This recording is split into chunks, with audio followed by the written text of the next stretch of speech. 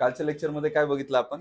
कालच्या लेक्चरमध्ये board master rule पाहिला. म्हणजे समीकरण ज्यावेळेस सोडवावे लागतात त्यावेळेस आपल्याला जे आपण इक्वेशन घेतो ते इक्वेशन सॉल्व्ह करण्यासाठी काय गरज पडते? आपल्याला बोर्ड मास रूलची गरज पडते. मग बोर्ड मास रूल काय सांगत होता? एकदा रिव्हिजन घेऊन टाकू. बोर्ड मास बी म्हणजे काय होतं आपल्यासाठी? ब्रॅकेट. ब्रॅकेट म्हणजे आपण त्याला कंस म्हटलं होतं, बरोबर ना? मग ब्रॅकेटमध्ये कोणकोणते प्रकार असतात? ब्रॅकेटमध्ये पहिला असतो कॅप ब्रॅकेट, नंतर असतो राऊंड ब्रॅकेट, नंतर असतो महिरपी कंस म्हणजे कर्ली ब्रॅकेट, आणि चौथा कोणता असतो? Square bracket. अशा पद्धतीने ब्रॅकेटचे प्रकार असतात. त्याच्या पलीकडे ऑफ असतो. ऑफ म्हणजे काय असतो? नंतर मल्टिप्लायज बनतो, पण पहिले त्याला ऑफ म्हणूनच म्हणावं लागतं आणि ते देतात पण ऑफ म्हणूनच. त्याच्या व्यतिरिक्त डी फॉर काय असणार आहे? डिव्हिजन. डिव्हिजन मध्ये काय करतो आपण? भागाकार नेहमी सारखा. M for multiplication. मल्टिप्लिकेशन मध्ये गुणाकार. ए फॉर ऍडिशन, त्याच्यामध्ये ऍडिशन करतोय. आणि एस फॉर सबट्रॅक्शन, त्याच्यात काय करतो आपण? वजाबाकी करतो. म्हणजे आपल्याला ह्या सिक्वेन्सने गणिताला सोडवावं लागतं, तेव्हा कुठे उत्तरं मिळतात. त्याच्यामध्ये आपल्याला पॉईंटचे कॅल्क्युलेशन कसे करायचे हे जास्त महत्वाचं असतं. पॉईंटचे कॅल्क्युलेशन करत असताना गुणाकार करतोय, भागाकार करतोय, बेरीज करतोय की वजाबाकी करतोय हे बघून त्याच्यानुसार ऑपरेशन ठरवावे लागतं. त्याच्या पलीकडे तुम्हाला चिन्हांचं नॉलेज असलं पाहिजे. जर चिन्ह तुमचे पक्के असले तर उत्तर चुकत नाहीत, कारण की प्लस मायनस हे जे चिन्ह आहेत हे पण भरपूर मॅटर करतात. कारण की उत्तरामध्ये +20 आणि -20 पैकी जर आपलं उत्तर प्लस आलं आणि जर ते मायनस असलं तर आपलं उत्तर चुकणार आहे. कारण की 20 जरी आलं तरी +20 वेगळा असतो आणि -20 वेगळा असतो, बरोबर? या व्यतिरिक्त काही बेसिक फॉर्म्युलाज तुम्हाला करायचे. त्या फॉर्म्युलांमध्ये जसं की ए अधिक बी स्क्वेअरचा फॉर्म्युला माहिती आहे? कधी केलाय ए अधिक बी स्क्वेअरचा फॉर्म्युला? हा, काय होता तो फॉर्म्युला? ए स्क्वेअर अधिक 2ab प्लस बी स्क्वेअर हा फॉर्म्युला आपण वापरतो. ए वजा बी स्क्वेअरचा फॉर्म्युला ए square minus 2ab plus B square. ए स्क्वेअर मायनस बी स्क्वेअरचा फॉर्म्युला ऐकलाय कधी? ए स्क्वेअर मायनस बी स्क्वेअर. सोपे सोपे तुमच्या कामाचे जेवढे फॉर्म्युले आहेत फक्त तेवढेच देतो, त्या पलीकडे मी जास्त काही देणार नाही. ए स्क्वेअर मायनस बी स्क्वेअरचा फॉर्म्युला काय येतो? ए प्लस बी आणि ए मायनस बी. एकदम लहानपणी आपण शिकलेलो फॉर्म्युला, बेसिक फॉर्म्युलाज पैकी हा एक फॉर्म्युला.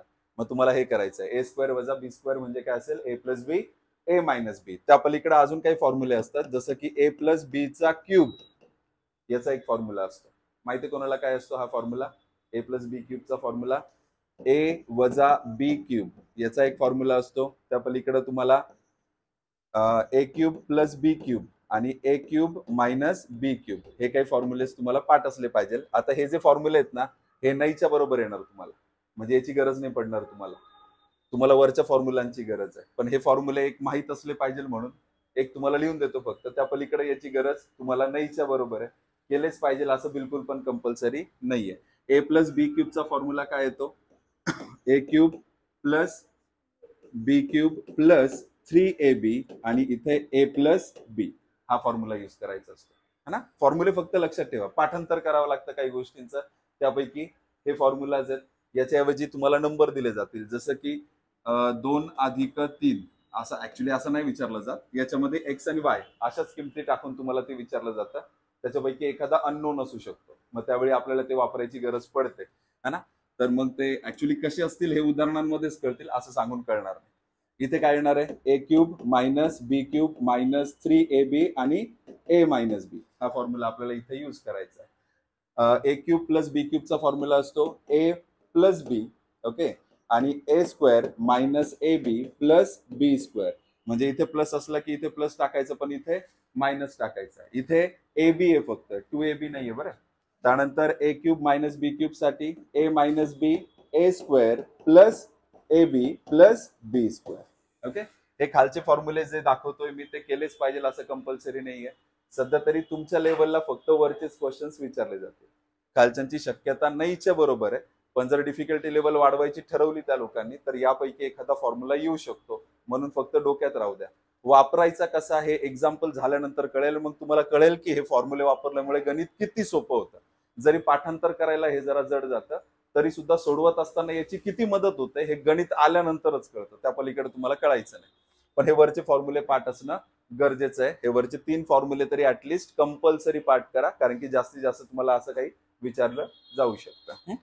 आता उदाहरणं बघूया आपण डायरेक्टली की उदाहरणं कशी सोडवायचे. पण त्या अगोदर परत एकदा मिक्स फ्रॅक्शन म्हणजे काय असतं? फ्रॅक्शन म्हणजे काय असतं माहिती आहे ना तुम्हाला? फ्रॅक्शन म्हणजे काय होतं आपल्यासाठी? अपूर्णांक होतो. जो पूर्ण नाहीये त्याला काय म्हणतो आपण? अपूर्णांक. अपूर्णांकाचे दोन प्रकार असतात. म्हणजे फ्रॅक्शनचे दोन प्रकार असतात. एक प्रॉपर फ्रॅक्शन असतो आणि एक इम्प्रॉपर फ्रॅक्शन असतो. प्रॉपर फ्रॅक्शन म्हणजे काय? आता अपूर्णांकाचा अर्थच काय सांगतो आपल्याला, की जो पूर्ण नाहीये त्याला काय म्हणतोय आपण? अपूर्णांक. जो पूर्ण नाहीये, पूर्ण कोणी असलं, जर टक्केवारीत जर कोणी पूर्ण असलं तर तो किती टक्के स्वतःचा? 100% येतो स्वतःचा. जर आपण म्हणतोय की तो पूर्ण आहे स्वतःचा, कुठलाही नंबर स्वतःचा काय असतो? 100% असतो. कुठलाही नंबर स्वतःचा 100% असतो. बरोबर की नाही? तसा जर आपण फ्रॅक्शन मध्ये बोलायचं ठरवलं तर कुठलाही नंबर स्वतःचा काय असतो? 1. कुठलाही नंबर स्वतःचा काय असतो? 1. 1 म्हणजे पूर्ण आणि पर्सेंटेज मध्ये 100 म्हणजे पूर्ण. मग आपण कशात बोलतोय ना यावर डिपेंड करतं. सध्या तरी फॉर एक्झाम्पल मी एक पिझ्झा आणला मग. आता या पिझ्झाचे मी 4 हिस्से केले. बरोबर? त्यापैकी मी एक खाऊन घेतला आणि मी तुम्हाला फोन केला. तुम्हाला माहित नाही पिझ्झाचे किती हिस्से होते, कारण की लार्ज साईज पिझ्झा असेल तर त्याचे 16 हिस्से पण होतात. मोठा पिझ्झा येतो त्याचे 16 हिस्से केले जातात आणि छोटा पिझ्झा असले तर त्याचे 4 होतात. त्यापेक्षा मोठा पिझ्झा असला तर त्याचे 8 भाग केले जातात. बरोबर ना? असे तिन्ही प्रकारचे पिझ्झे आपण खात होतो आणि मी तुम्हाला फोन केला आणि तुम्हाला सांगितलं की मी तुझ्यासाठी ना 3 हिस्से ठेवलेत. तुम्हाला आनंद होईल की दुःख होईल? हा, नाही तुम्हाला हे पहिले विचारावं लागेल मला की बाबा होते किती तेवढे सांग. हा, जर मी तुझ्यासाठी 3च ठेवले म्हणजे जर 16 हिस्सांचा मोठा पिझ्झा होता ज्याच्यामध्ये 16 काय केले होते? स्लाइस केले होते. 16 स्लाइस म्हणतो आपण त्याला. 16 स्लाइस केले होते आणि तुझ्यासाठी 3च ठेवले. तेरा मी खाऊन घेतले. तर दुःखच होईल ना. पैसे मी अर्धे दिले होते राव. तू कसं काय माझ्यासाठी असं केलं? बरोबर की नाही? पण या ठिकाणी आनंद होणार आहे. हा, पण हे आनंद होणार आहे की दुःख होणार आहे याच्यासाठी पूर्ण मेन्शन करणं गरजेचं आहे ना. मग ते फ्रॅक्शन मध्ये केलं जातं, अपूर्णांकात केलं जातं. कसं? मी जर तुम्हाला फोन केला आणि मी तुम्हाला सांगितलं की मी तुझ्यासाठी 3/4 भाग ठेवलाय, मग आनंदच होईल. कारण की आपल्याला याच्यावरनं काय कळतं? मुळातच 4 होते. जे खाली लिहिलं जातं ना ते मुळातच असतं आणि त्याच्यातले 3 भाग मी तुझ्यासाठी ठेवलेत. मग आनंद होणार आहे. कारण की त्याच्यावरनं आयडिया क्लिअर होते. म्हणजे एखाद्या गोष्टीचा किती भाग आहे हे जर ठरवायचं असेल किंवा हे सांगायचं असेल तर ते अपूर्णांकात सांगितलेलं योग्य असतं. कारण की भाग सांगायचे असतात आपल्याला. त्याचा हिस्सा सांगायचा असतो आपल्याला. आणि तो हिस्सा सांगण्यासाठी काय करतो आपण? तो अपूर्णांकात रिप्रेझेंट करत असतो. बरोबर की नाही? मग याला काय म्हणायचं? Proper fraction. का बरं? कारण की याच्यावरून छानपैकी आणि प्रॉपर आयडिया येते आपल्याला की 4 भाग होते आणि 3 राहिले. बरोबर की नाही? 1/2 म्हटलं तर याच्यावरनं पण आयडिया येते की बाबा 2 होते आणि 1 राहिलाय. जसं आपण लहानपणी पेपर दिलेत आणि त्या पेपरमध्ये आपल्याला मार्क पडलेत. कसे मार्क पडले होते? 50 पैकी 30 असेच मार्क पडले होते ना. जर कधी पडले असतील 30 तर असे दिले होते तुमच्या शिक्षकांनी? नाही, ही चुकीची पद्धत आहे ना देण्याची. कारण की याच्यामध्ये ज्यावेळेस आपण खाली डिनॉमिनेटरला पूर्ण व्हॅल्यू लिहितो त्यावेळेस आपल्याला आयडिया येते की बाबा 50चा पेपर होता आणि मला किती मिळाले? 30.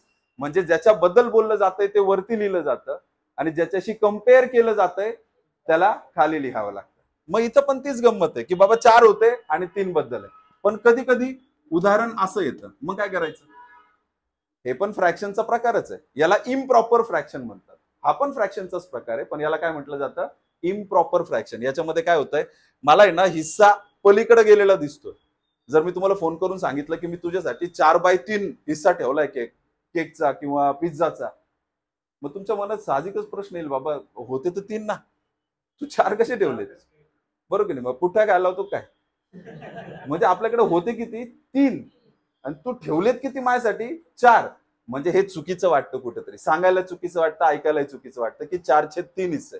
कारण की आपण म्हणताना जरी 4/3 म्हणतोय तरी कम्पेअर करताना असं खालून वरती कम्पेअर करत असतो की 3 होते आणि 4 तुझ्यासाठी ठेवलेत. पण हे चुकीचं वाटतंय कुठेतरी. याला मिक्स फ्रॅक्शन मध्ये कन्वर्ट करावं लागतं. म्हणजे हा जो अपूर्णांक आहे हा कशात कन्वर्ट होईल? मिक्स फ्रॅक्शन मध्ये. शब्दांचं जाऊ द्या, काय होतंय ते महत्वाचं.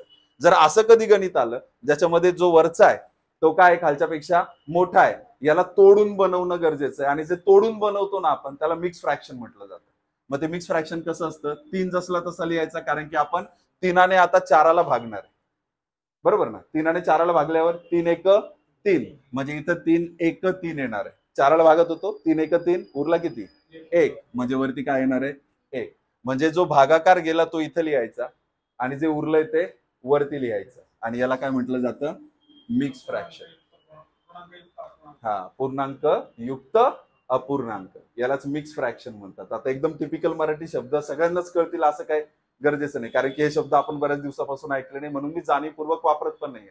मिक्स फ्रॅक्शन म्हटलं की आपल्याला कळतं मिक्स होतंय, बरोबर की नाही. आता तो शब्दही मोठा आहे, पूर्णांक युक्त अपूर्णांक, बरोबर की नाही, दोघांचं ते पण मिक्सच म्हणूया ना आपण त्याला, मिक्स फ्रॅक्शन झालंय ते. बरं मला सांगा, जर 17/3 च आपल्याला बनवायचं मिक्स फ्रॅक्शन, कसं बनेल? बरं 3ने भागत होतो ना आपण, मग 3ने भागल्यानंतर काय कुठपर्यंत भागू शकतोय? 3×5 = 15 पर्यंत भागू शकतोय. 3×5 = 15 आणि उरले किती? 2. म्हणजे उत्तर काय येतंय? 5/2/3. याला म्हटलं जातं 5 इंटिजर 2/3 किंवा सरळ साध्या भाषेत आपण म्हणतो 5/2/3. येतंय सगळ्यांना लक्षात? आपल्याला याची पण गरज पडणार. IBPS चा आवडता पॅटर्न आहे उत्तर देण्याचा. म्हणजे बरेचशी उत्तरं तुम्हाला ह्या भागात मिळतील, पण असं दिसणार नाही उत्तरामध्ये. ऑप्शन मध्ये हे दिसणार नाही, ऑप्शन मध्ये हे दिसेल मिक्स फ्रॅक्शन, पूर्णांक युक्त अपूर्णांकामध्ये तुम्हाला ते दिसलं आणि तुम्हाला जर ते सोडवता आलं तर उत्तर, कारण की तुमचं इथपर्यंत उत्तर येऊन पण जाईल, पण तुम्हाला जर हा कसा कन्वर्ट करता तेच माहित नाही तर गडबड होणार. ओके, परत एकदा शेवटचं सांगतोय, जर आपल्याला 21/2 करायचंय तर काय करणार आहे आपण? 2ने भागायला सुरुवात करणार, म्हणून 2 खाली लिहितोय. बे एक बे, बरोबर, पुढे 0 द्यावा लागणार आहे, कारण की पुढचा जो अंक आहे तो 2च्या पाड्यात येत नाही. बे एक बे झाला ना, हा पुढचा एक अंक मिळतोय, हा काय 2च्या पाड्यात येत नाही, मग बे 0 0 देतोय. बे 0 0, मग उरला किती फायनली? 1. मग तो 1 कुठे लिहितो आपण? वरती. अशा पद्धतीने आपल्याला उत्तर काय मिळतं? 10/1/2. ठीक आहे, तर हे मिक्स फ्रॅक्शन असतं. हे पण आपल्याला पुढे भविष्यात कामाला येणारच आहे. IBPS चा आवडतीचा पॅटर्न. फॉर्म्युले लक्षात ठेवायचे, बोर्डमास्टर रूल लक्षात ठेवायचा आहे आणि एक्झाम्पल आता सोडवायचे. तर पहिल्या एक्झाम्पल पासून सुरुवात करू आपण. तर मी पटापट सोडवून देतो, त्यानंतर परत एकदा रिव्हिजन घेऊ आपण. पूर्ण मला एकदा सोडून घेऊ द्या, तुम्ही फक्त बारकाईने लक्ष द्या की चाललंय काय, करतोय कसं आपण. काल आपण शिकलो होतो ब्रॅकेटचे जे प्रकार असतात, त्याच्यामध्ये राऊंड ब्रॅकेट जो असतो तो आपल्याला पहिले सोडवावा लागतो, कारण की त्याचा प्रेफरन्स हा येतो. मग राऊंड ब्रॅकेटला पहिले सोडवायचंय, म्हणजे 2 आणि 2 किती होणार आहेत? 4. बरं, ब्रॅकेट सॉल्व्ह झाला म्हटल्यावर ब्रॅकेटच्या बाहेर कुठलं चिन्ह दिसत नाही ना? इथं पुढे चिन्ह दिसतंय का तुम्हाला? नाही, इथे चिन्हच नाहीये, म्हणजे बाय डिफॉल्ट पण नसतो तिथे ऑफ, आणि ऑफ नंतर काय बनतो? मल्टिप्लाय म्हणून समोर येतो. म्हणजे इथे काय येणार आहे? 4×2 = 8, बरोबर. कारण की ज्यावेळेस हा ब्रॅकेट ओपन झाला, इथे गुणाकाराचं चिन्ह आलं, गुणिले 4 आहे, आणि मग माझ्यासाठी कोणता कंस सोडणं गरजेचं पडतं? हा महिरपी कंस सोडवणं गरजेचं पडतं. महिरपी कंसात काय काय दिसलं होतं मला? 2 - 2 गुणिले 4 असं दिसलं होतं. 2 - 2 गुणिले 4, मग त्यातलं गुणिले पहिले करणं गरजेचं आहे, कारण की बोर्डमास्टर रूल आपल्याला हीच गोष्ट सांगतं की काय पहिले केलं गेलं पाहिजे. मग वजा बाकीच्या आधी काय केलं गेलं पाहिजे असतं? गुणाकार करणं गरजेचं असतं. म्हणजे इथे काय येणार आहे आपलं? 4×2 = 8. नंतर आपण ही वजा बाकी करणार आहे. 2 - 8 किती येतात? -6 येतात. चिन्हाकडे बारीक लक्ष ठेवा, मोठ्याचं चिन्ह जात असतं, आणि जर ते चिन्ह चुकलं तर पुढचं उत्तर पण चुकणार होतं. म्हणजे जर इथं -6 आलाच नसता तर हा बाहेरचा मायनस ज्यावेळेस आतमध्ये घुसेल तो आत्ता याला पॉझिटिव्ह बनवणार आहे, पण जर तुम्ही मायनसचं चिन्ह दिलं नसतं तर तो निगेटिव्हच राहिला असता, मग त्याच्याने उत्तर पुढचं चुकत गेलं असतं. बरं, सध्या तरी आपला महिरपी कंस सोडून झालाय. महिरपी कंसाच्या बाहेर कोणतं चिन्ह दिसतंय तुम्हाला? मायनसचं.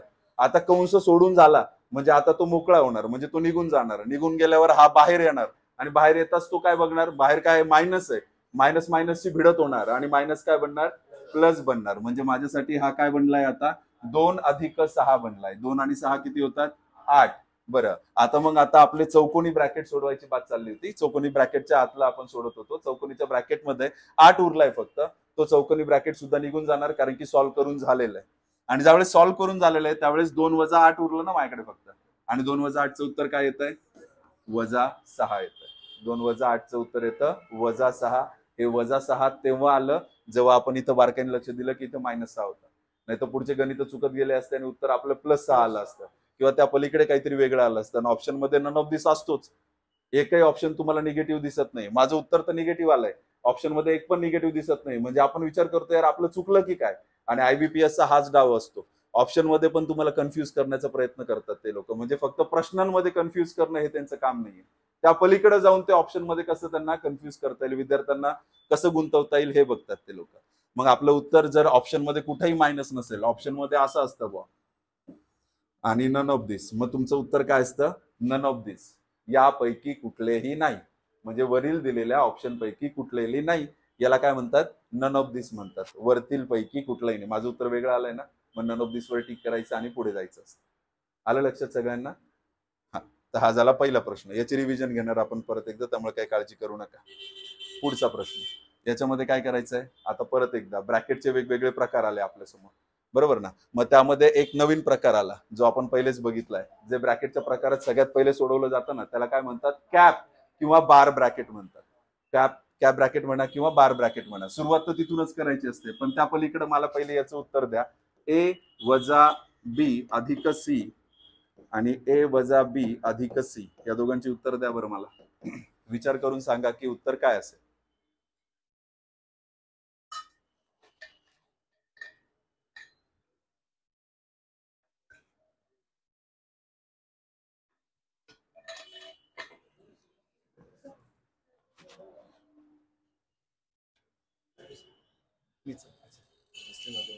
बोला.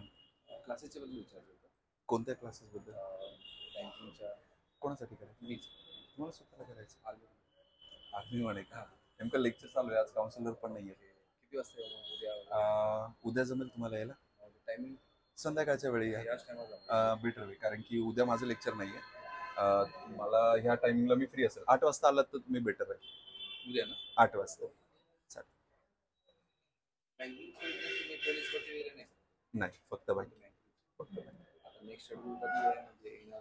नेक्स्ट शेड्यूल आता 15 तारखेपासून बॅचेस चालू होते. तुम्हाला डे टायमिंग मध्ये जमणार आहे? नाही, मला नाईट 7 9. ही बॅच माझी पॅक. तुम्हाला संध्याकाळीच करायचं असेल?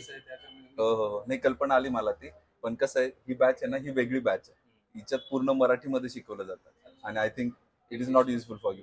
आपल्याला इंग्लिशमध्ये शिकायचं आहे आणि मॉर्निंग बॅचेस असतात माझ्या जनरली इंग्लिशच्या. 10 to 12 आता बॅच चालू होणार आहे 15 तारखेपासून. हाच मी कन्सल्टंट म्हणून काम करतो. हो हो, तोच मेन इश्यू असतो एक सर्व्हिसमनचा किंवा बाकीचे जॉब होल्डर्स आहेत ना, त्यांचा हाच मेन इश्यू असतो. हा, नाही संध्याकाळची बॅच असते, पण ही रिझर्व बॅच झाली आता. हा, चालेल चालेल चालेल, या ना तुम्ही 8च्या दरम्यान आलात तर बरं राहील. मी 7:30 ते 8 मग इथे येईल आणि भेटूया. चलो सांगा, दोघेही काय दिसत आहेत? सारखे. आपल्याला वाटतं दोघं सारखेत काय? तुम्ही तर बारकडे लक्ष नाही दिलं. वरची लाईन जी आहे ना, ती बघायला गेलं. आता याच्याऐवजी मी काय करू शकतो? शेवटी कंसच आहे ना तो काहीतरी. एका कंसाचा प्रकारच आहे. मग मी त्याला आहे ना असं न दाखवतो, थोडं वेगळं दाखवतो, म्हणजे तुम्हाला कळेल की माझं काय म्हणणं होतं. पण IBPS वाले असं नाही दाखवायचे बरं. IBPS वाले हेच दाखवणार तुम्हाला, कारण की सगळ्यात जास्त कन्फ्युज कुठं होतंय तुम्ही? याच्यातच होत आहे. याच्यात थोडी कन्फ्युज होत आहे. याच्यात तर सरळ सरळ दिसतंय तुम्हाला. याच्यात कन्फ्युज होण्याचे प्रकार जास्त आहेत. हे असं. या दोघांची उत्तर काय आहेत मग? आता बदललेत की नाही उत्तर? आता याचं उत्तर काय येणार आहे माहितीये का? आता हा मायनस आतमध्ये जाणार ब्रॅकेट खुलल्यानंतर. आता हे काय सॉल्व्ह करण्यासारखं? बी आणि सी चे ऍडिशन होऊन काय डी येतो का?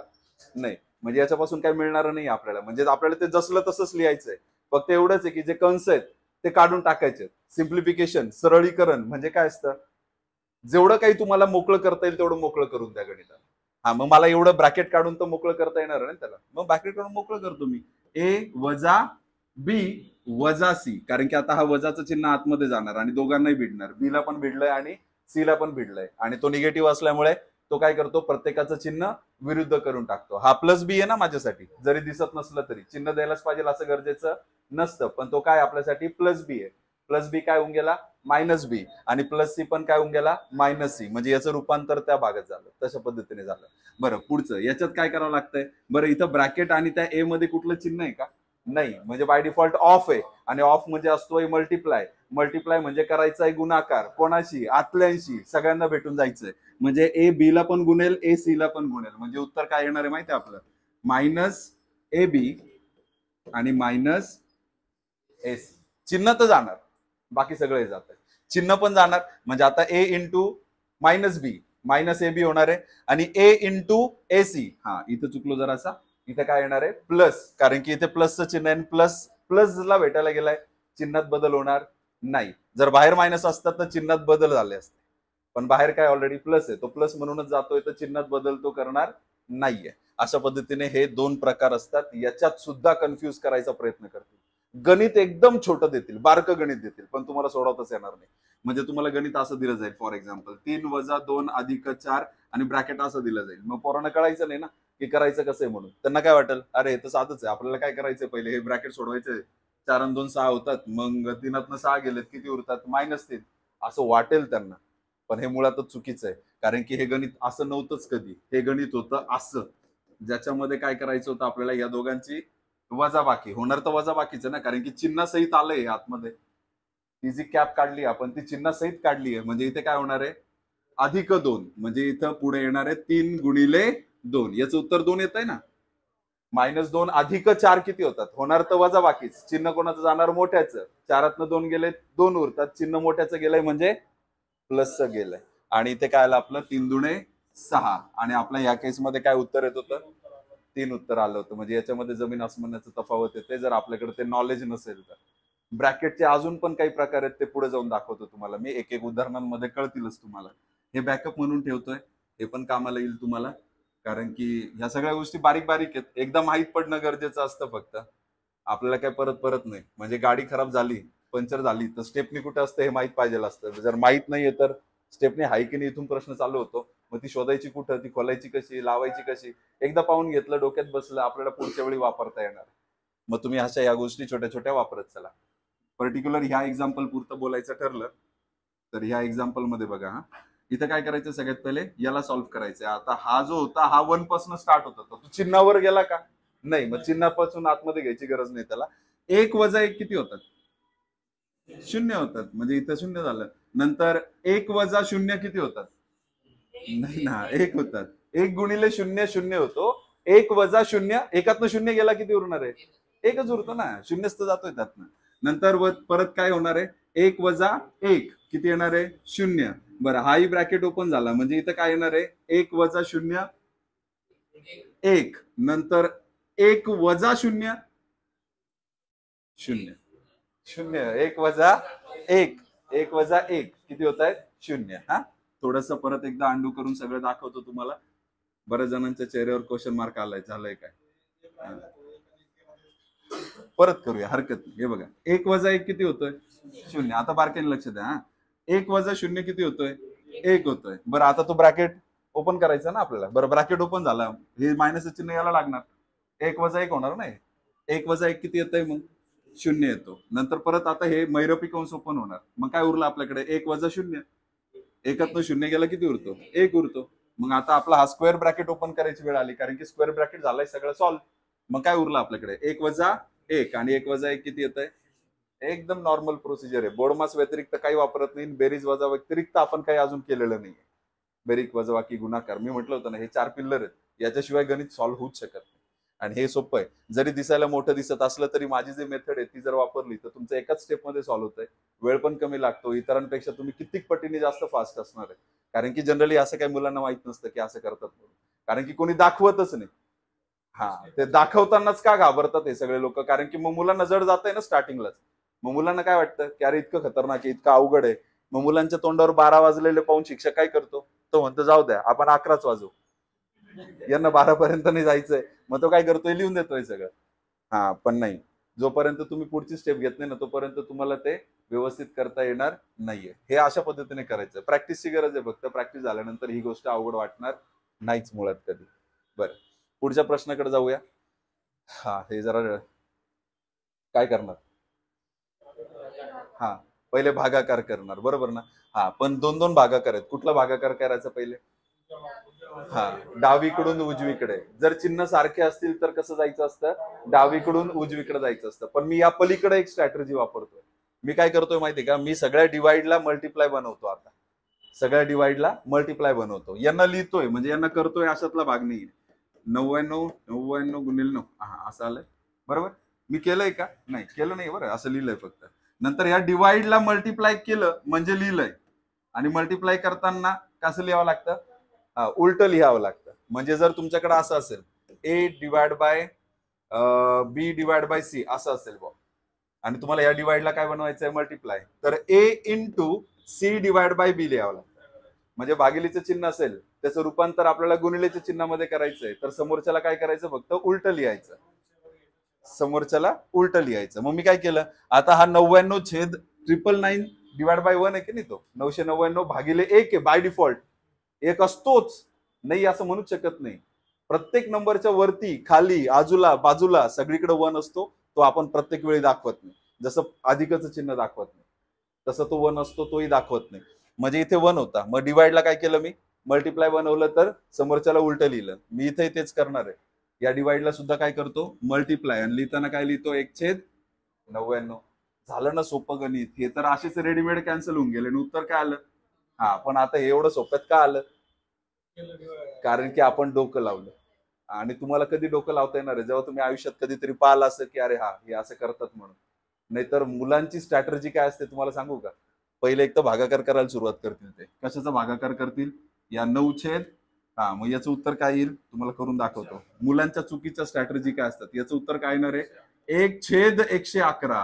हा, 1 बरं, 111 तर तिथून चुकीची सुरुवात झाली, पण 1/111 हे बरोबर आहे जर करायचं असलं तर. पण ही पण लेंग्दी मेथड आहे, चुकीचं नाही पण लेंग्दी मेथड आहे. मग पुढे प्रश्न पडतो याचं करायचं काय, पुढचं परत हे, म्हणजे गणित तुमचं इथून सॉल्व्ह होणारच नव्हतं जर तुम्ही आयुष्यात कधी असं बघितलंच नाही की असं करतात म्हणून.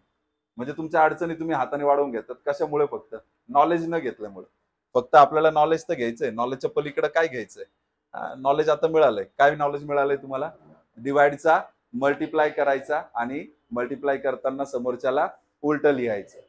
ही मेथड तुम्हाला माहित असेल, त्या पलीकडे काहीच नाही. किती सोपं उत्तर होतं बघा, फक्त कॅन्सलेशन झाले आणि उत्तर मिळालं. स्ट्रॅटर्जी प्रॉपर माहित पाहिजे. IBPS या गोष्टींमध्ये खेळतं. आता इथं काय करावं लागेल, प्युअरली बोडमासचा रूल. बोडमास काय सांगतोय, पहिले काय करा, चिन्ह कोणकोणते दिसत आहेत, बेरीज, भागाकार, गुणाकार. खाली पण तेच आहे, बेरीज, भागाकार, गुणाकार. सगळ्यात पहिले काय करायला लागतंय, भागाकार करावा लागतो. मग मी भागाकार करतोय, मग भागाकार करत असताना वरचा भागाकार पहिले करतो, याचं उत्तर 2 येईल. 2 आणि 2 4. छेदाचाही भागाकार करून घ्या, काय हरकत नाही. याचं उत्तर काय येणार आहे, 2/3. आता केलाच पाहिजे हे गरजेचं नसतं, चिन्हाचं नुसतं रूपांतर केलं तरी ते केल्यासारखं असतं. आता मी का नाही करत हे जाणीवपूर्वक नाही करत आहे, का बरं, कारण की मला माहिती आहे पुढे गुणाकार करायचा आहे ना, आणि गुणाकार करताना 3 तर कॅन्सल होऊन जाईल, कारण की 3 गुणिले 2/3 असं होतं ना ते. मग छेदाचा आणि वरती तो कॅन्सल होऊन जातो, मग ते रेडीमेड कॅन्सल होणार आहे. तर मी कशाला भागाकार करून पॉइंट मध्ये आणत बसू त्या गोष्टीला. मला सरळ उत्तर मिळालंय काय, 2. बरं, मग 4 आणि 2 किती होतात, हे पण मिळालं. आता वरच्याचं एवढं झालं होतं 2, मग पहिले गुणाकार करायचा होता ना, 3 दुणे 6 आणि 6 आणि 3, म्हणजे माझ्याकडे उत्तर आलंय 9/6. पण हे उत्तर नसतं, कारण की आपण याला अजून सिम्प्लिफाय नाही केलंय. भाग जातो ना, जोपर्यंत निमुळत होत नाही ना तोपर्यंत सोडायचं नाही. म्हणजे जसं ते ऊसाच्या याच्यात आपण गुराळ टाकतोय ना, तो एकदाच टाकून सोडून देतोय का, तो परत घेतोय, उलटा करतोय, अजून घेतोय, पिळून. आपल्याला दया येते, भाऊ सोड आता.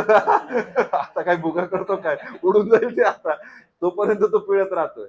तीच सगळी गोष्ट इथं करायची आपल्याला. 3 भाग जातोय, 3 त्रिक 9 आणि 3 दुणे 6. हे तुमचं उत्तर. हे असंच असेल, कंपल्सरी नाहीये, हे पॉइंट मध्ये पण असू शकतं. म्हणजे उत्तर असं पण असू शकतं, 2 भाग द्यायचा, 2 आणि 2×5 10. उत्तर असं पण असू शकतं, किंवा उत्तर मिक्स फ्रॅक्शन मध्ये पण असू शकतं. मग अशी आपण शिकलो ना, 2 भागत होतो आपण, 2 आणि उरला 1. उत्तर हे असेल, हे असेल किंवा हे असेल. तिघही उत्तर बरोबर आहेत. पण तुमच्या ऑप्शन मध्ये काय, तुम्हाला त्याचं कन्व्हर्जन करता येतंय की नाही ते महत्वाचं. कारण की उत्तर येऊन पण न आल्यासारखं होतं कधी कधी, जर हे माहित नसेल कसं करतात. त्यामुळे ही गोष्ट माहित असणं गरजेचं होतं. आलंय सगळ्यांना लक्षात व्यवस्थित. पुढच्या गणिताकडे वळूया. याच्यामध्ये काय करायचंय आपल्याला, ब्रॅकेट पण दिसतात, पण इथे एक नवीन प्रकार दिसतोय. हा मंडप कशाला घातलाय, या मंडपाचा अर्थ काय, नाही ब्रॅकेट नाही आहे, याला मॉड म्हणतात. मॉड, याला काय म्हणतात, मॉड. आणि या मॉडचा अर्थ काय असतो, आता 5 - 3चं उत्तर 2 येणार आहे, बरोबर ना. हा, मॉड मध्ये तरी त्याचं उत्तर 2च आहे. आणि 5 - 8चं उत्तर काय येणार होतं, -3 येणार होतं, तरी याचं उत्तर 3 आहे. मग तुम्ही सांगा काय अर्थ आहे मॉडचा. नेहमी उत्तर पॉझिटिव्ह मध्ये येणार. मॉड मध्ये असलं की त्याला मॉडिफाय करायचंय, निगेटिव्ह असलं तरी पॉझिटिव्ह घ्यायचंय. हा, याचा अर्थ याच, निगेटिव्ह नाही घ्यायचं, पॉझिटिव्ह पॉझिटिव्हच ठेवायचा, पण निगेटिव्ह असल्यावर पॉझिटिव्ह कन्सिडर करायचा, हा त्याचा अर्थ असतो. अशा 2 उभ्या तुम्हाला दांड्या दिसल्यात आणि त्याच्यामध्ये नंबर असलेत, त्यांचं कॅल्क्युलेशन करून घ्यायचं. उत्तर जरी वजाबाकीत आलं, मायनस मध्ये आलं, तरी सुद्धा काय करायचं, त्याला प्लस मध्येच कन्सिडर करायचं. हा त्याच्या मागचा अर्थ. आलं लक्षात सगळ्यांना. हा, मग आता काय करायचंय, वरचं पहिले सोडून घेऊ, खालचं नंतर सोडू. खालचं पहिले सोडवून घ्या, वरचं नंतर सोडवा, तुमच्या मनावर आहे. कारण की असे इथे दोन वेगवेगळे भाग आहेत. मग त्याच्यामध्ये आपण खालचं पहिले सोडवायचं की वरचं पहिले सोडवायचं हे तुमच्या कॉन्फिडन्सवर, तुम्हाला कोणतं सोपं वाटतंय ते पटकन आवरून टाकायचं. जर मी वरचं घेतलं पहिले तर मग मला सगळ्यात पहिले हे करायचं आहे ना, -3 अधिक 2 किती होतात? -1 होतो. चिन्ह महत्वाचं आहे, -1. का बरं चिन्ह महत्वाचं आहे? कारण की आता ब्रॅकेट ओपन होणार आहे. ब्रॅकेट ओपन झाल्यावर हा मोकळा होणार आहे. बाहेर जातात क्षणी त्याला कोण दिसणार आहे? मायनस. मग मायनस मायनस युद्ध झाल्यावर काय होतं? प्लस होत आहे. मग इथे पण प्लस होणार आहे. म्हणजे 5 अधिक 1 6 होणार आहे. मग काय करायचंय? 8तनं 6 मायनस करायचं आहे. भागाकार बाकी आपल्याकडे, आणि आपल्या प्रेफरन्स नुसार भागाकार पहिले वजा बाकी नंतर करतात. आपली जर गफलत झाली, कसं आहे आपण सोडवत इकडे चाललोय, आपलं लक्ष फक्त इकडेच केंद्रित असलं ना, आपण 8तनं 6 गेले 2, नंतर 2तनं 2 गेला 1, जर आपण झालो मोकळे, 1 येत नाही बरोबरती. आपल्याला पहिले भागाकार करायचा होता. 42 6 नंतर 8 वजा 3 5, म्हणजे 1 नव्हतं येत काय होतं? 5. आपली गफलत होते. आपण घाई बऱ्याच गोष्टी चुकीचे निर्णय घेतो. घाईत घेतलेले निर्णय बऱ्यापैकी चुकीचे असतात. त्यापैकी असे काही गणितांमध्ये त्या चुका घडतात. बरं, वरती 5 आलंय, खाली काय करायचं होतं? 5तनं 3 गेले 2, 5तनं 8 गेलेत, -3 येत आहे पण +3 घ्यायचंय बरोबर. आणि मध्ये वजाबाकीचं चिन्ह आहे तर आपल्याला तेच करायचंय जे करायला सांगितलंय. 2 वजा 3 किती होतात? नक्की 1 वजा 1 होतोय. आणि -1 भागिले 3 आहे ना आता पुढे माझ्याकडे. तुम्हाला असं वाटत नाही तुम्ही चुकले? हो चुकले. का बरं चुकले? आपण सिक्वेन्स फॉलो नाही केला, आपण वाहत गेलो, कळालं का? आणि परीक्षेत हेच होतं, आपल्याला एक काहीतरी नवीन दिसलेलं असतं, आपण त्याच्या पाठीमागे पळायला सुरुवात करतो, मग पुढे गडबड होते. मग सीता अशीच तर गेली होती. आपण हरणाच्या मागे पळत बसलो आणि रावणाने तोच गेम खेळला होता. इथे रावण कोण आहे त्याचं नाव नाही घेत मी, नाहीतर IBPS वाले केस टाकतील माझ्यावर. तर इथं आपल्याला सगळ्यात पहिले, बरं याची उत्तरं सोडवायची होते, मान्य आहे मला. 5तनं 3 गेलेत, किती उरतात? 2. इथं किती येत आहेत? 3. अरे पण आपण हे विसरून गेलो की भागाकार आहे ना बाबा, पहिले भागाकार करायला पाहिजे. आपण वाहत गेलो आणि वाहत जाऊन चुका केल्या. बरोबर, आपल्याला पहिले भागाकार करणं गरजेचं होतं. 3 भागिले 3 किती होतात? 1. मग आता उरलेलं करायचं होतं. 2तनं 1 गेलाय 1, म्हणजे वरती 5 खाली 1, म्हणजे उत्तर फक्त संपलं. म्हणजे गणित सोडवत असताना वाहत जाणं गरजेचं नाहीये, बघत राहायचं की काय पुढं काय, म्हणजे तुमचा दूरदृष्टिकोन काय सांगतोय. मग त्याच्यासाठी थोडं गणिताला असं साईडनी पण पाहायचं की पुढं काय दिलंय का.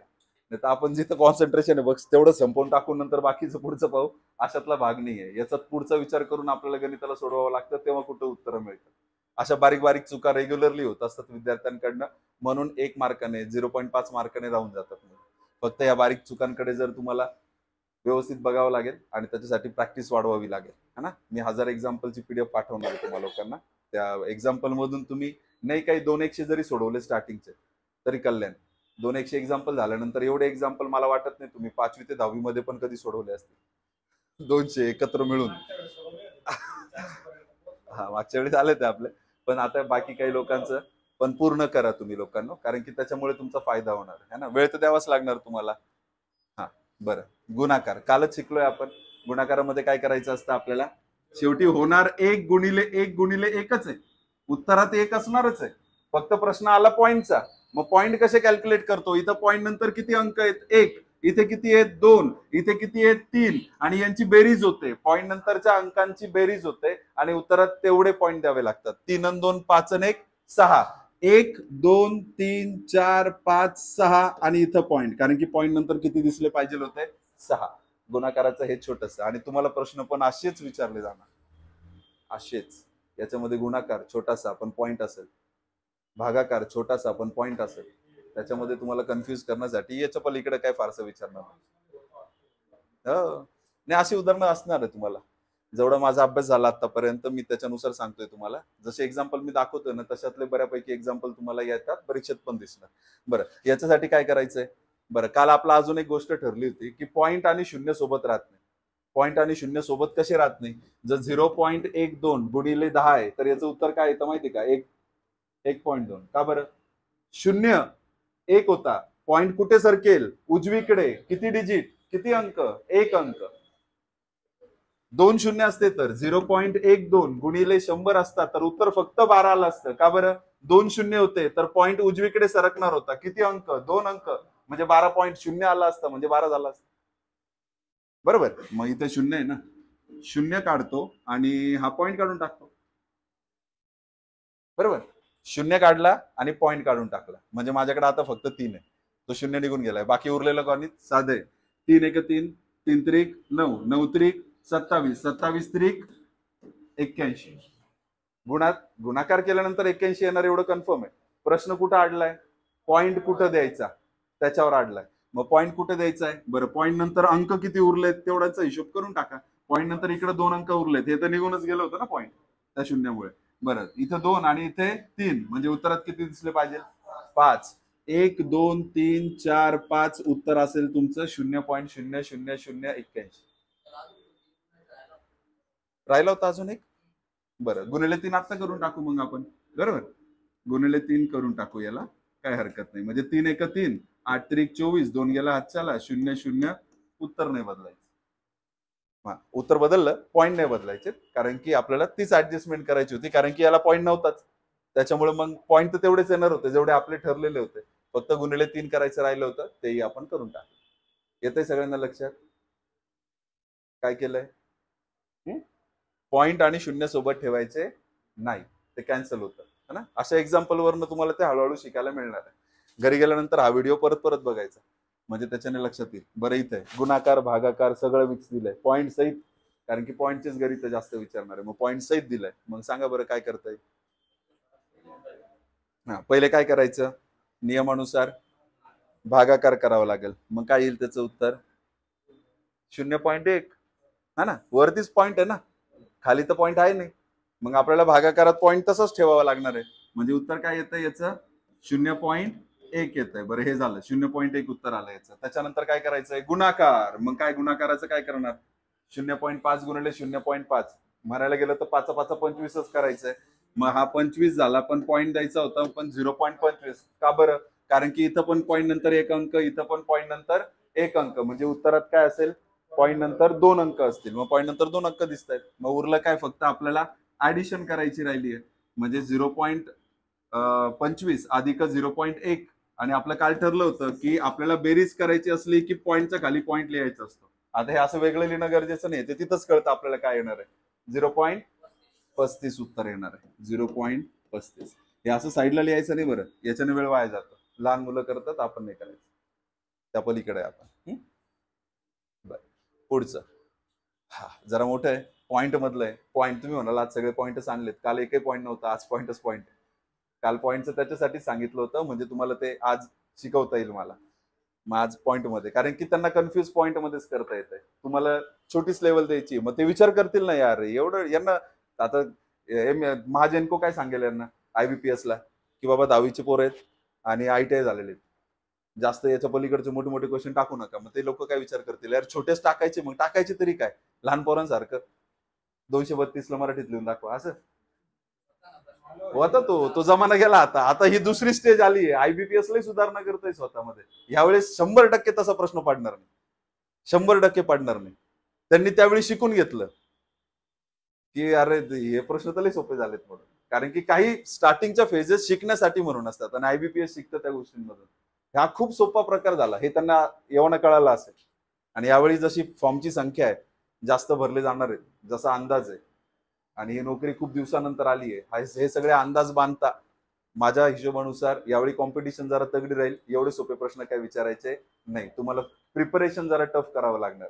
प्रिपरेशन मध्ये कमी पडू नका, म्हणून अशी एक्झाम्पल आणतोय की आपल्याला छोट्यात छोट्या मोठ्यात मोठ्यापर्यंत पण पोहोचता येत आहे. बरं, सगळे वजाबाकीच दिसत आहे, कोणती वजाबाकी पहिली करायची? डावीकडची की उजवीकडची? नेहमी डावीकडून उजवीकडे जायचं असतं. जर चिन्ह सारखे असतील तर डावीकडून उजवीकडे जायचंय. सगळ्यात पहिले मी हे करणार, याचं उत्तर काय येणार आहे? -3. चिन्हाकडे बारीक लक्ष द्या, कारण की मोठ्याचं चिन्ह मायनस आहे. हा, -3. बरं, मग याचं काय होणार?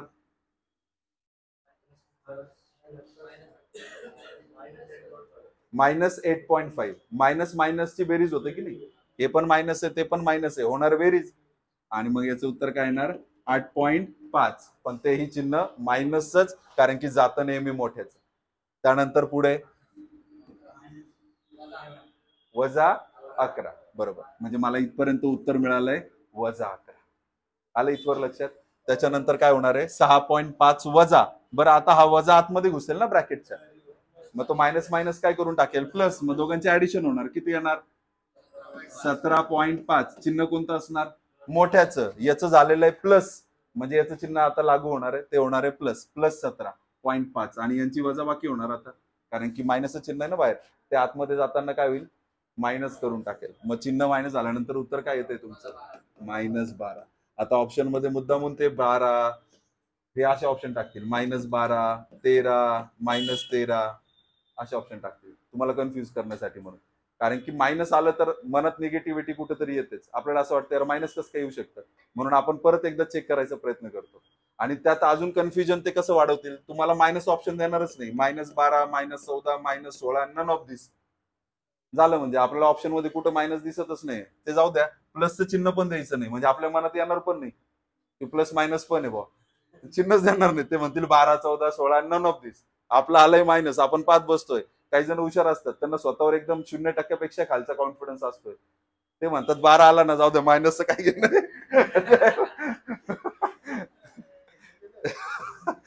नाही होत, बरेच जण करतात. याच्यामध्ये जरा अडकायचं नाही बरं, कॉन्फिडन्स ठेवायचं की अरे मी प्रॅक्टिस. आणि कॉन्फिडन्स कधी येतोय आधी प्रॅक्टिस असल्यावर. जर तुम्ही टाइमवरच जाऊन म्हणतात मी कॉन्फिडन्स आहे, त्याला ओव्हर कॉन्फिडन्स म्हणतात बरं. मी जे म्हणतो तेच बरोबर, ते असं नाही होत, ट्रेनिंग घ्यावी लागते. हा कसं करायचं, 1.73चा स्क्वेअर काढायचा आहे. 1.73चा स्क्वेअर नाकी 9 आणून टाकेल तुमच्या परीक्षा, अर्धा वेळ निघून जाईल आपला. 1.73चा स्क्वेअर काढायला लागलं तर तसं अवघड नाही, शॉर्टकट आहे आपल्याकडे, एकदम भारी शॉर्टकट आहे, त्याच्याने येऊन जाईल. पण विचार करायची गोष्ट आहे यार, खरंच गरज आहे का याची करायची. काय कट होईल वरचा 1.73 असा. बरं, म्हणजे असं म्हणणं आहे तुझं की जर ए स्क्वेअर आहे -b स्क्वेअर आहे डिवाइड बाय a - b दिलंय, असंच दिलंय ना. मी याला ए म्हटलंय, त्याला बी म्हटलंय, आणि खाली ए बीच दिलंय. बरं, तुमचं असं म्हणणं आहे की ए स्क्वेअर म्हणजे ए गुणिले ए असतो, बरोबर आहे ना. हा बरोबर आहे, हे म्हणणं पण बरोबर आहे. आणि बी गुणिले बी असतोय, खाली ए वजा बी दिलाय, आणि तुमचं म्हणायचं आहे की ए कॅन्सल करायचं आणि बी बी कॅन्सल करायचं. मग मायनसने काय पाप केलंय, मायनसला कॅन्सल करून टाकू ना. आता काय घरचं गणित आहे का आपलं, तुमच्या मनाला येतंय, तुम्ही दिसतंय मॅचिंग मॅचिंग करा, कॅन्सल उडवा. ते असं थोडी चालतंय. अरे फॉर्म्युला देतात की नाही, याचा फॉर्म्युला लिहून दिला ना मी तुम्हाला. हा इथं फॉर्म्युलाचा उपयोग होणार आहे. मग फॉर्म्युला कधी येणार हे कधी लक्षात येणार तुम्हाला, नंबर परत परत रिपीट होताना दिसले आणि एखादं कॅल्क्युलेशन अनएक्सपेक्टेड दिसतंय, अरे नाही जमायचं, एवढं एवढं मोठं थोडी देतात, असं मनाला वाटतं ना कधी कधी की एवढं मोठं थोडी देऊ शकतात परीक्षेला. परीक्षा कोणती आहे, टाइम मॅनेजमेंटची आहे, आणि हे काय टाइम वाया घालवायला लावतात का आपल्याला एवढा मोठा स्क्वेअर देऊन. मनात ज्यावेळेस असे प्रश्न येतील आणि त्याच्यासोबत आपल्याला दिसेल की नंबर परत परत रिपीट होत आहे, म्हणजे 100% फॉर्म्युला वापरणार आहे. कारण की फॉर्म्युलामध्ये ए आणि बी रिपीट होत असतो ना, तेच तेच परत रिपीट होतंय, म्हणजे आपल्याला डोकं लावायचं काम यार नाही. सोपं आहे. आता याची गंमत पहा, याला ए म्हटलं होतं, याला बी म्हटलं होतं, माहिती आहे ना. मग आता ए वजा बीचा, ए स्क्वेअर वजा बी स्क्वेअरचा फॉर्म्युला माहिती आहे ना, लिहून दिला होता बघा स्टार्टिंगला. काय फॉर्म्युला होता तो, ए अधिक बी आणि ए वजा बी, हा फॉर्म्युला होता. आणि खाली ऑलरेडी काय दिलंय, ए वजा बी. हा आता हा वेगळ्या घरात आहे, हा वेगळ्या घरात आहे, आणि हा त्याच्या घरात आहे. आता हे डायरेक्ट कॅन्सल होऊ शकतं, हे डायरेक्ट कॅन्सल होऊ शकतात. आता कॅन्सल कुठं होतं आणि कुठं नाही होत हे पण लक्षात घ्या. ए वजा B divide by A, A cancel होणार आहे का, ए कॅन्सल नाही व्हायचा. हा असं वाटतं आपल्याला, म्हणून आपण नापास होतोय बरं. नाही होत कॅन्सल.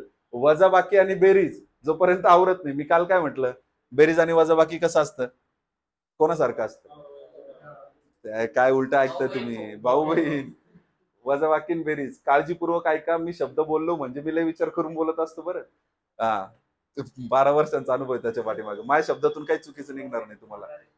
गुणाकार आणि भागाकार कशासाठी असतो, नवरा बायको म्हणून असतो, आणि बेरीज आणि वजाबाकी भाऊ बहीण आहे. आता तुम्हाला पटवून दाखवतो भाऊ बहीण मी का म्हटलो असेल बा त्याला. आता इथं एला त्याचा वाटा विकायचा आहे, भागाकार करतो म्हणजे काढून टाकतो ना आपण, जमिनीचा वाटा आहे, याला काढून टाकायचा आहे त्याचा.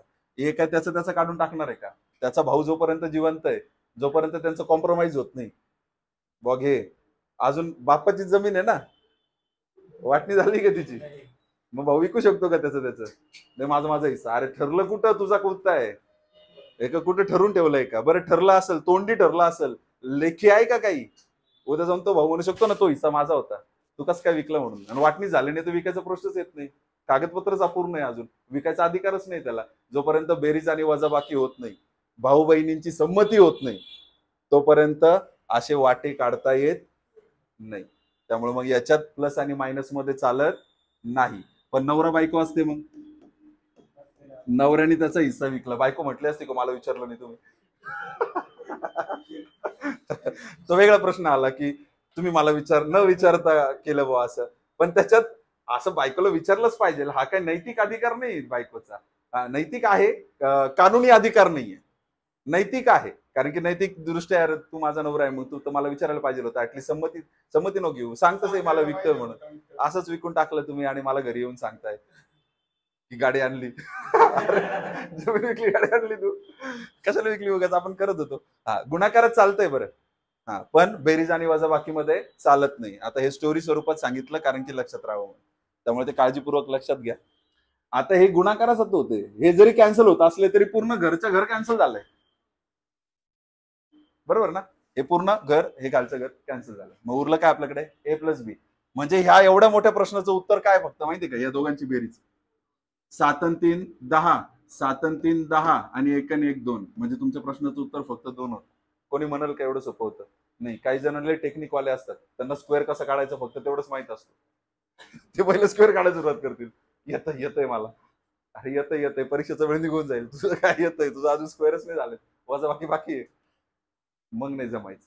मग तुम्हाला टेक्निक यूज करणे, म्हणून ते फॉर्म्युले पाठ करायला सांगितले. आणि ते महत्वाचे ते वरचे होते ते जास्त करून विचारले जातील, खालचे क्वचित विचारले जातील. करून ठेवा, काय आपलं नुकसान थोडी होणार आहे. आज ना उद्या तुमच्या पोरांना शिकवायला तुम्हाला ते कामाला येणार आहे, कारण की नाही तुम्हाला आहे तर तुमच्या पोरांना येणार आहे. 7वीला सीबीएसई बोर्डात आहे हे फॉर्म्युले, 7वीच्या वर्गामध्ये. सीबीएसई बोर्डात असेल कोणाचं तर मग पाहतो, 7वीच्या परीक्षेमध्ये विचारले जाते. आपली 10वी झाली, पार ग्रॅज्युएशन झालं असेल तरी आपल्याला अजून येत नाही, करायची इच्छा पण नाही. अरे पोरं 7वीला करणार आहे, तुमचं अजून इच्छा होई ना. तेच आहे. मग तुम्ही कॅल्क्युलेशन करून बघायचं आणि येऊन जात. ऍक्च्युअल कॅल्क्युलेशन हेच येणार. पण कसं आहे, खूप कॅल्क्युलेशन मोठं आहे ना, म्हणून काही लोकांनी शॉर्टकट्स काढून ठेवले. हे फॉर्म्युले सांगितले की तुम्ही याच्याऐवजी हे वापरा. आलं का लक्षात फॉर्म्युलाचा उपयोग कसा होतो? अजून बरेच एक्झाम्पल्स आहेत, होईल हळूहळू तुम्हाला. बरं याचं सांगा बरं, काय करावं लागेल?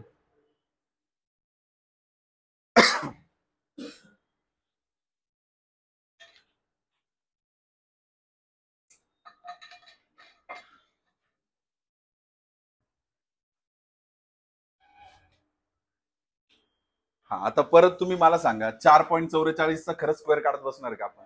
नाही, आपल्या डोक्यात चमक आली पाहिजे लगेच, अरे नाही असं थोडी करायचंय, आपल्याला काहीतरी वेगळं करावं लागेल. एवढं मोठं स्क्वेअर थोडी देतील. आता एक गोष्ट दुसरी फेल ठरली. मागच्या गणितात काय होतं माहिती का? नंबर परत परत आल्यासारखे दिसत होते. म्हणजे आपल्या डोक्यात लगेच आलं की अरे हा फॉर्म्युला असेल कुठेतरी, आपल्याला फॉर्म्युला वापरायला पाहिजे. पण इथं तर नंबर परत परत नाही, हा वेगळा हा वेगळा नाही, वेगळंच आहे काहीतरी. इथं नंबर जरी वेगवेगळे असले तरी सुद्धा अरे इम्पॉसिबल आहे नाही करणं. म्हणजे इम्पॉसिबल म्हणजे परीक्षेच्या दृष्टिकोनात परीक्षेत एवढा मोठा स्क्वेअर कशाला करायला देतील? 56 ठीक आहे, 444चा स्क्वेअर कशाला करायला देतील? त्यांची वजाबाकी वगैरे वगैरे वगैरे. मग डोक्यात असं आलं पाहिजे की अरे कुठेतरी परत फॉर्म्युला असेल. मी याला ए म्हणतो, याला बी म्हणतो, म्हणजे फॉर्म्युला परत तोच आला ना, ए स्क्वेअर वजा बी स्क्वेअरचा फॉर्म्युला काय? ए अधिक बी आणि ए वजा बी. आता आयबीपीएस वाल्यांची सवय कशी आहे, त्यांना सगळं असं खुलम खुल्ला द्यायची सवय नाहीये, रेडीमेड. तुम्ही बघा ना उत्तर द्या, म्हणजे प्रश्न देतील आणि खाली उत्तरे सांगून ठेवतील, शोधा. असं थोडी आहे, बरोबर की नाही? ते कोड्यासारखं नाही. आता याच्यामध्ये आपल्याला डोकं लावायचं आहे, ए अधिक बी ए वजा बी. बरं मला सांगा, या दोघांची बेरीज केल्यावर 5च येतं ना? हा म्हणजे आता हे बिहाइंड द लॉजिक. कसं आहे की दोघांचे ऍडिशन केल्यावर 5च येतं, म्हणजे खाली काय दिलंय माहितीये? ए अधिक बी देऊन ठेवलंय. फक्त ते असं खुल्लम खुल्ला दिसत नाही आपल्याला, लपून ठेवलंय त्याने. ते आता जे लपून ठेवलंय ते आपल्याला असं ओपन दिसलं पाहिजे. म्हणजे काय? डायरेक्ट कॅन्सल करता येईल. आणि उत्तर काय असेल? दोघांची वजाबाकी. दोघांची वजाबाकी काय येते? हा 8. नंतर इथे 6 होऊन जातात, 6 आणि 4 आणि 4 8. म्हणजे इथे काय होतील? 3.88. आले लक्षात? नक्की एवढं सोपं असतंय ते. कोण स्क्वेअर बिअर करत बसतंय? फक्त फॉर्म्युले पाठ पाहिजे. पण आपल्याला कंटाळा काय असतो? आपल्याला असं वाटतं यार कशाला करत बसायचं, पाहू परीक्षेला डायरेक्ट. मग तुम्ही परीक्षेला नाही पाहती, परीक्षा तुम्हाला पाहून घेते. बस बोबलत. हा, इथं काय करायचं.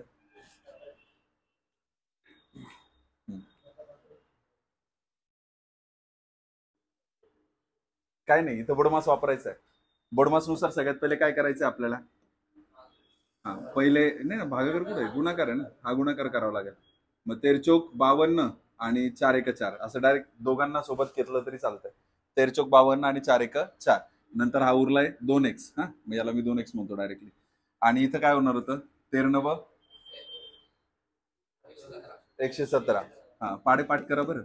आणि साईन 5×7=5 35. नंतर या दोघांची काय होणार होती, वजा बाकी. मग करा, इथं 2 येत आहे, इथं 6 किती झालंय, 11तनं 3 गेले किती उरतात, 8 82 झालेत. बरं, मग हा 82 इकडे भागिले म्हणून आहे की नाही, तिकडे जाताना काय होणार, तो गुणिले होणार.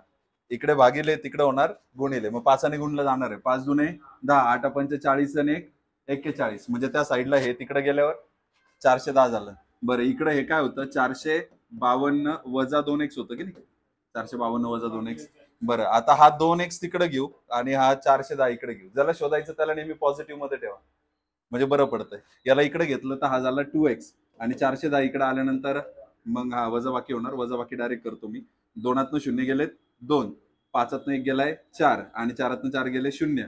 नंतर हा 2 इकडे येऊन भागिलेला जाणार होता, इथंच आवरण त्याला, कारण की भागिले होऊन शेवटी भागिलेच करणार आहे, ते करून टाकायचं. 4×2 2 4 आणि 2 2. म्हणजे आपलं उत्तर काय मिळालं आपल्याला, झालं.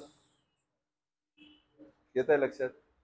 हा, बऱ्याच जणांचा गैरसमज आहे बरं, रिझनिंगच्या बेसिसवर पास व्हायचं बघताय तुम्ही लोक.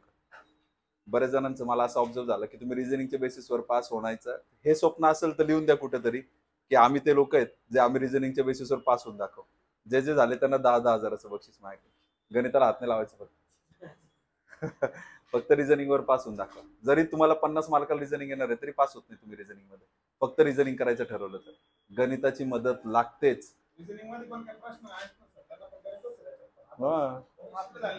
हे करावंच लागणार होतं तुम्हाला. आता तुम्ही, आता सरांनी काय शिकवलं लास्ट टाइम, ते कोणता कोणता टॉपिक शिकवलं तुम्हाला, ज्याच्यामध्ये वरून 3रा आणि खालून 5वा, बैठक व्यवस्था. आता गणिताशिवाय होतंय का ते, मग तुम्हाला ते करणंच आहे. गणिताशिवाय तुम्ही पासच होऊ शकत नाही. आणि जर गणिताशिवाय पास व्हायचा विचार असेल तर तो आत्ताच सोडून द्या, आत्ताच गणिताला परत एकदा लागा.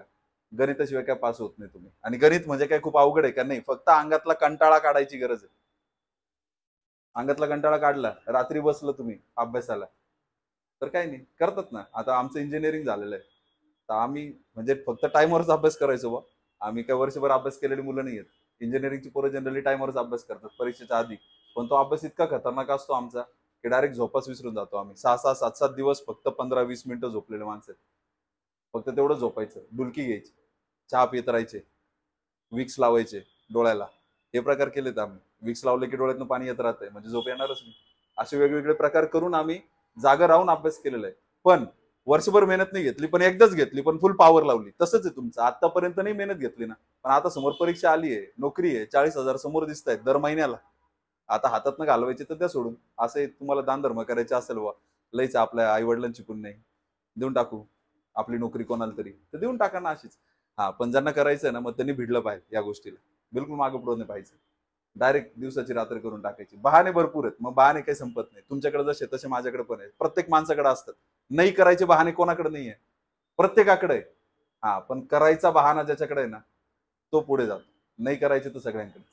हा, करायचं काय हे फिक्स पाहिजे, नंतरसाठी काय करायला पाहिजे हे पण फिक्स पाहिजे. ज्या दिवशी तुम्ही ठरवलं, ज्या दिवशी ठरवलं त्या दिवशी ठरवलं, निश्चय एकदम पक्का असला पाहिजे छत्रपतींसारखा. स्वराज्य उभं करायचं म्हणजे करायचंच फार शेवटपर्यंत, करूनच राहिलेत ते. बरोबर की नाही. त्यांनी मध्ये सोडलं का नाही. तसा प्रयत्न त्याच्या आधी पण भरपूर लोकांनी केला होता. भरपूर बंड झाले होते, पण त्या बंडात यशस्वी कोण झाला, ज्याने निर्धार केला त्या गोष्टीचा आणि तो करूनच राहिला.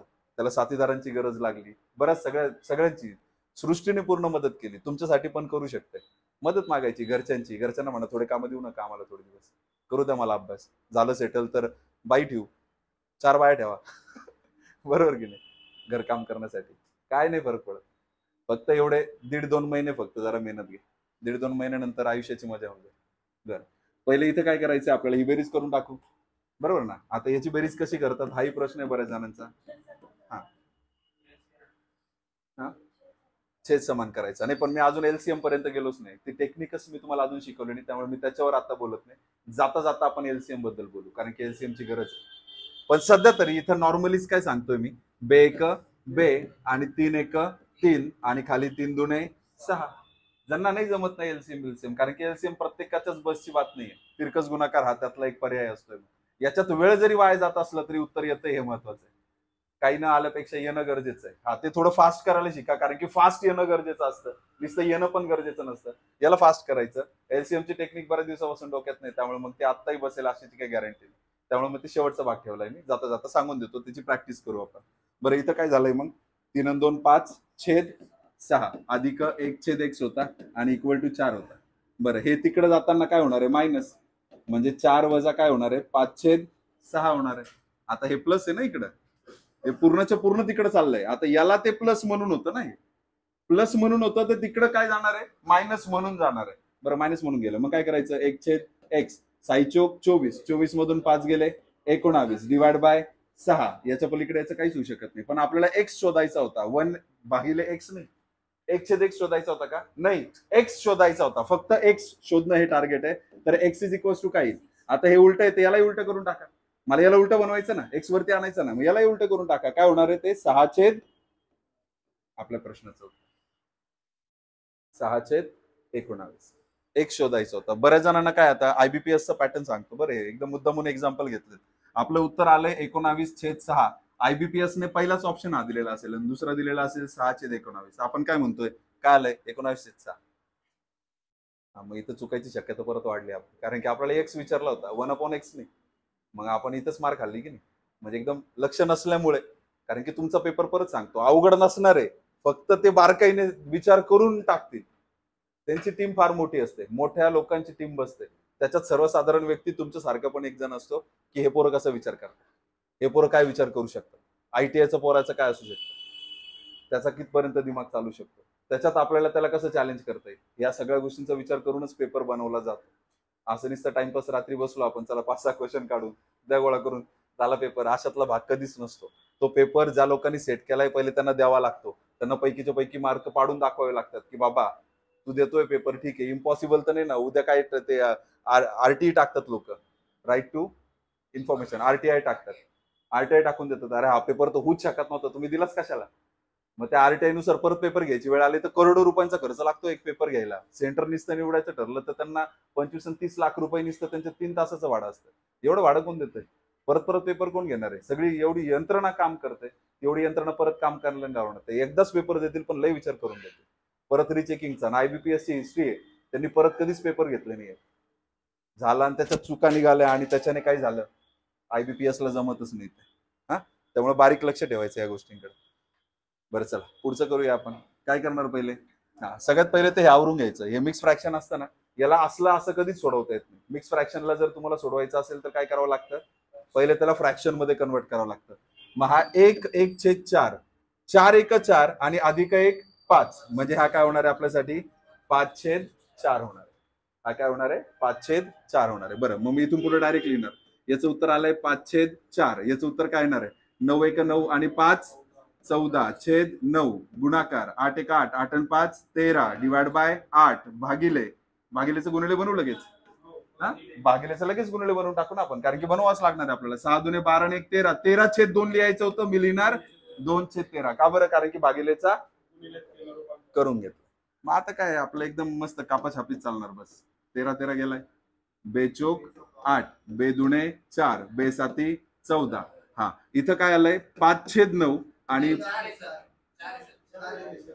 अच्छा हे 4 होतंय. बर, इथं काय आलंय 5/4 अधिक काय उरलंय 7/9.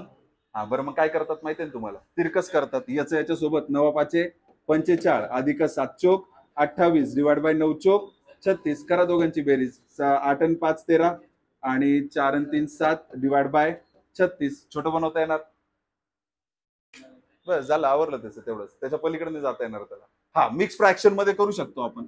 आता मग ते असं करतील 36 एक 36 आणि 36 दुने 72 आणि उरला म्हणजे उत्तर असेल 2 1 36 असं करतील है ना. आणि काही जणांना मग सवय कशी असते माहितीये का, आता असं उत्तर दिलंय बघ. काही जणांना आहे ना नॉलेज राहतं पण अपूर्ण राहतं, अपूर्ण नॉलेज घेऊन जातात लोक. ते किती खतरनाक असतं बघा. आता उत्तर हे आलेलं आहे आणि त्यांना माहिती आहे की हे ना आपल्याला असं ते भागून विगून काहीतरी करावं लागतं म्हणून त्यांना घाई झालेली असते. ऑप्शन मध्ये असतंय आपलं 2 2/36 आणि बाकी कुठल्याही ऑप्शन मध्ये 36 देणार नाही ते लोक आणि नन ऑफ दिस देते. हा आपलं उत्तर नन ऑफ दिस आहे पण हा हुशार माणूस काय बघतोय, ते कुठून तरी पाहिलेलं असतं त्यांनी खाली 36 आला पाहिजे, शेवटी येणारच होता. नन ऑफ दिसला ते मान्यच करते नाही. नन ऑफ दिस असं काही असतं बा अस्तित्वात, असतंय ते उत्तर. ते नाही तुमचं उत्तर हे 2 1/36 2 2/36 नव्हतं. आणि आपण कुठे फक्त छेदाकडे बघतो ना आपल्याला असं वाटतं की ते उत्तर असेल. आपण पटकन टिक करून स्मार्टनेस दाखवायचा प्रयत्न करतो पण तो कधी कधी आपल्याला घातक ठरू शकतो. तो कुठे घातक आहे, अशा गोष्टींमध्ये घातक आहे. तुमच्या पेपरला जास्त घातक आहे कारण की आयबीपीएससी जे नॉर्मल पेपर असतात बँकिंग किंवा ते प्रोबेशनरी ऑफिसर किंवा बाकीचे इंडियन सिक्युरिटी प्रेस वगैरे, त्याच्यामध्ये कॅल्क्युलेशनच खतरनाक असतं. या गोष्टींमध्ये नाही खेळत ते लोक, कॅल्क्युलेशनच खतरनाक आहे. मग त्या ऑप्शन मध्ये कन्फ्युज नाही करते. आता तुमचं कॅल्क्युलेशनच चिंदी आहे मग कन्फ्युज करायचं कुठं पोरांना, प्रश्न हा पडतो ना. मग कुठं करतील, ऑप्शन मध्ये खेळ. मग त्या ऑप्शनला डोकं लावायचं. हा त्यामुळे मग बारकाईने लक्ष द्या बरं त्या ऑप्शन्सकडे एक्झाम मध्ये गेल्यानंतर. कन्फर्म झाल्याशिवाय उत्तर द्यायचं नाही कारण की पासिंगला पण जास्त काही तुम्हाला चॅलेंज फेस नाही करावं लागणार. एवढं आलंय लक्षात ओव्हरऑल जेवढं आतापर्यंत सांगितलं. 15 एक्झाम्पल होते है ना. रिव्हिजन मध्ये तुम्हाला हे सगळं मिळून जाणार.